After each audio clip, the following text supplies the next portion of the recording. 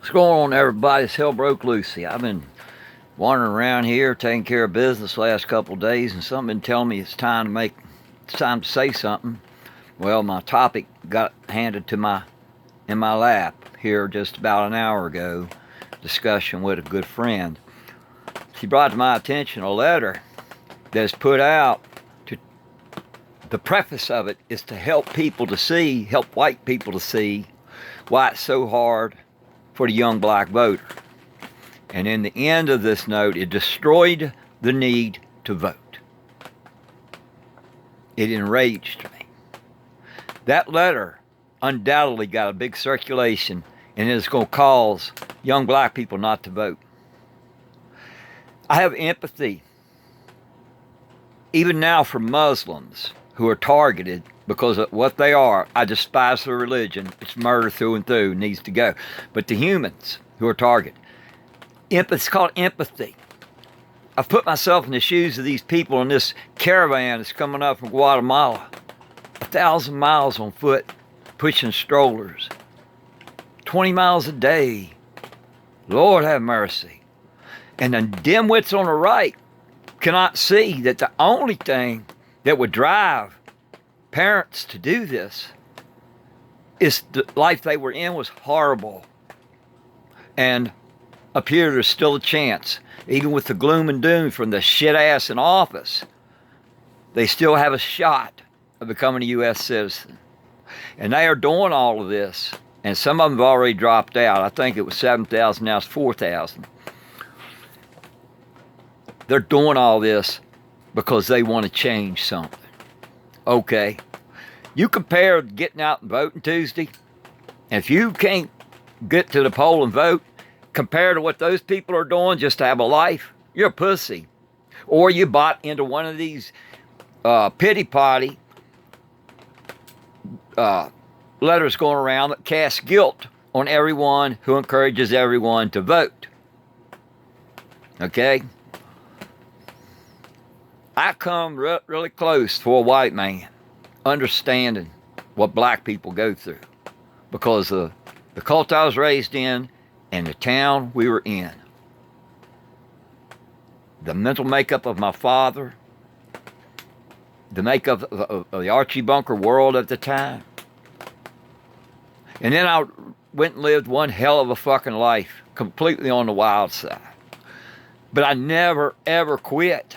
And I try to tell black people, you can't fucking quit. Because right now, any poor person starts out behind in America.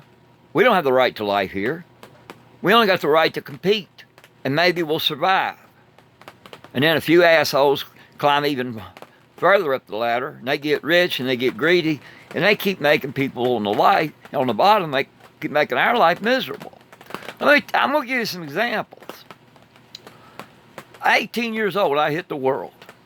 17. 18 when I got married. I immediately got a DUI.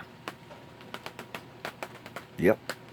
From then on through 1993, I got 5 DUIs and went to prison and went to jail. I never once walked into an application for a job thinking, oh, I'm a prisoner, I'm a convict, I can't get this job. Oh, I'm guilty of DUI. DUIs are serious things. That's the most serious crime I've ever committed, and I'm ashamed of it. I got my license taken for habitual offender in 1993. Yeah, 93. Late 92. Middle of 92, yeah. And I had to go 3 years with no driver's license at all. I didn't miss any work because I was determined. There was people that would help me, and I helped them back. It became an exchange. Made good money, had a happy life, kept on going. Did all my mobility on the back of a horse, which made me happy. I loved my horses. And I'd ride them in down the liquor store because I didn't learn any lesson on that habitual offender. But later on, a couple years later, I did. 3 years into it, then I can get a restricted permit, and I did. Then I had that for 2 years. a month before I was due to get my driver's license back, I was still welding in the pipe union in Covington, Virginia, at the paper mill. And I met a woman, and it's another love of my life. We fell in love, and she was a truck driver, had been for 9 years. And we just had a ball. And so she took me on a ride to see if I like it. We went up the eastern coast to Maine, crossed the Buffalo, and back down. I decided before I got to Portland, Maine, that this is my life. And knowing that I was coming off a habitual offender did not faze me one goddamn bit. And that attitude is contagious if you want to get a hold of it. Oh yeah, all the odds were against me. All of them. Okay? The day I got and she went on and bought a truck.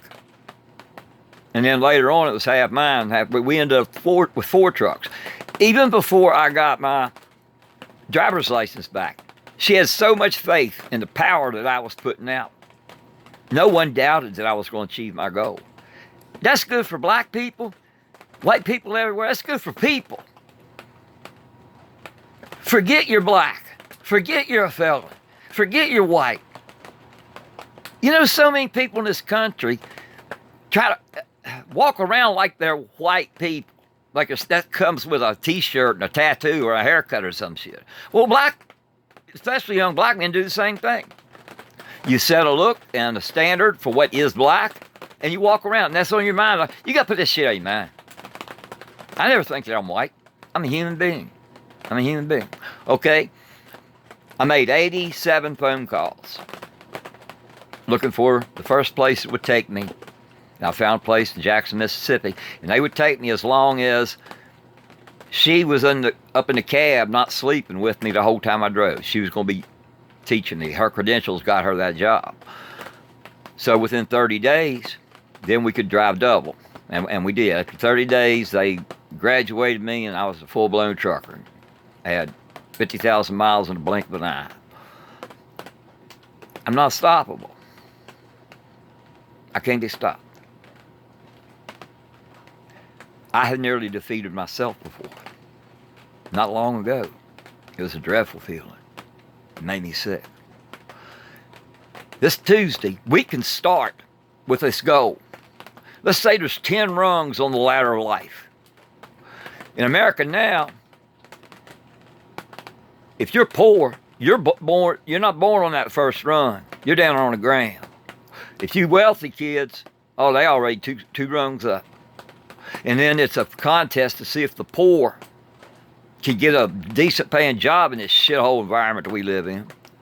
So I'll be brief here. The first 4 steps should be guaranteed. That a child comes into life to parents who have living wages.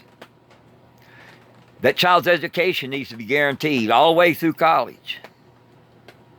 And the variables that go with that are in the first 4 rungs. Then after with a guaranteed minimum wage. See, the Republicans lie and say they want everybody to make the same thing. No. You need to start out with a guaranteed income. $15 an hour and $400 a month, I think is what they're talking about. All right? Then when you get up out of there, you can get an education and go making a job much more than $15 an hour. Or 20, whatever you elevate to. Labor is good work. Unions, if we get them back, we'll run up to to $28, $30, $35 an hour again, which is what we should pay. That blows your mind to hear, right? That's because you have never thought about it or explored how much money is up there. It's in trillions. Trillions and trillions. And half of that could circulate, and we could all be born with the first 4 rungs of the ladder guaranteed. But none of that shit's going to happen if you don't get your ass to the voting booth Tuesday. Do whatever it takes to vote, as long as of course you have to be registered. And then we can start working on this beautiful democratic socialist idea where it becomes about life and not about being the job. Okay? But you got to start. If they can walk up here 1,000 miles from Guatemala with a 2-year-old kid, you can make it to the voting booth. Tell your boss to stick it up his ass for a couple hours. Your life and future is worth it.